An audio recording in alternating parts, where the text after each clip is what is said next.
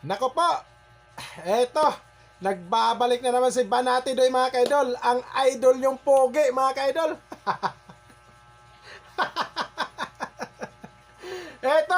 Eto, nako na naman to mga kaidol, no? Eto, pakinggan po natin si ML Partilis, Laila de Lima, no?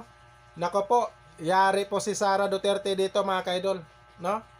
At si Manay Laila de Lima mga kaidol ay pumapayag po siya sa impeachment trial mga kaidol ni Sara Duterte.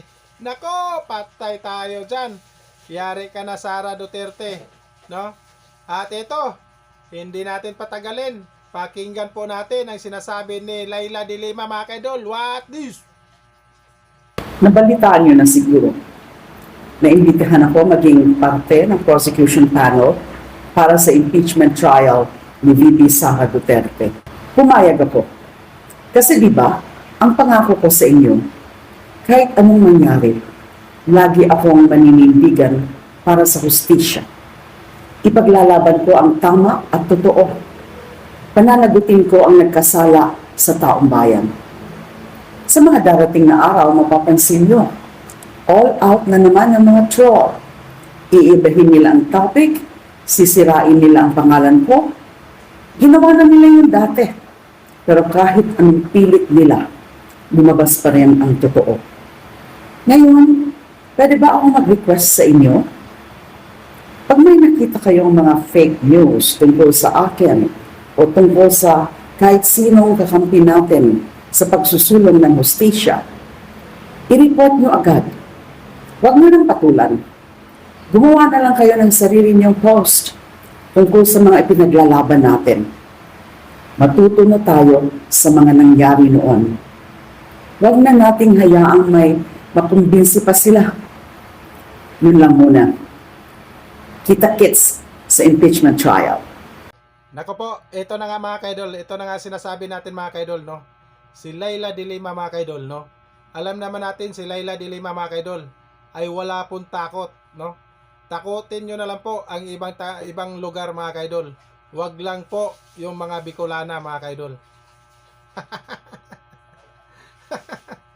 Alam naman natin na si Manay Laila de Lima, no? Na hinaharap niya kahit anong pagsubok na dumating sa kanya mga kaidol, hinaharap niya po mga kaidol. Walang takot at hindi po nagtatago. Yan po ang pusong Bicolana mga kaidol. Takutin nyo lang po yung ibang lugar. Huwag lang yung taga Bicol. Huwag lang po yung taga Bicolana mga kaidol. Haharapin niya kung anong kaso na pinapile yung kaso dyan mga kaidol. Hinaharap po niya. Hindi nagtatago si Laila de Lima mga kaidol. At ito na nga mga kaidol, no? Ito na po ang feedback ni Laila de Lima. At papayag po siya sa impeachment trial ni Sara Duterte mga kaidol. Sara Duterte, ihanda mo na yung bloodbath na sinasabi mo, bloodbath dyan, no? Sanay na po ang pagbabanta ang mga tao sa iyo, Sara Duterte. Tandaan mo pa yan, Sara Duterte. Sanay na po ang mga tao sa mga pagbabanta mo.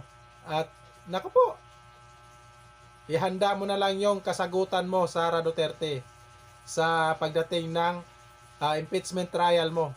Iwan ko ba kung anong isasagot mo dito sa impeachment trial mo, Sara Duterte. Ihanda mo na. Yan ang dapat mong ihanda, Sara Duterte. Hindi yung puro pagbabanta, no? At madagdag na kaso na naman yan. Di ba? Yan ang pag-aralan mo ngayon, Sara Duterte. Dahil alam naman namin kung ano ka. Yung pagbabanta-banta na yan. Nako po, sanay na po ang mga tao. Kaya ihanda mo na yung impeachment trial mo, ang mga kasagutan mo, Sara Duterte. Maraming salamat mga kaidol. At sa hindi pa tayo magtapos, isang like naman dyan. At sa hindi pa nakasubscribe sa YouTube channel mga kaidol, please subscribe sa my YouTube channel, Banati Doy. At siyempre mga kaidol, no, may Facebook page po tayo, Drive-Thru Idol. Pakipollow na lang po. Siyempre sa TikTok, pakipollow na lang po mga kaidol, Banati Doy. Maraming salamat sa inyo and God bless po. Mag-ingat po tayo palagi. God bless po sa inyo mga kaidol.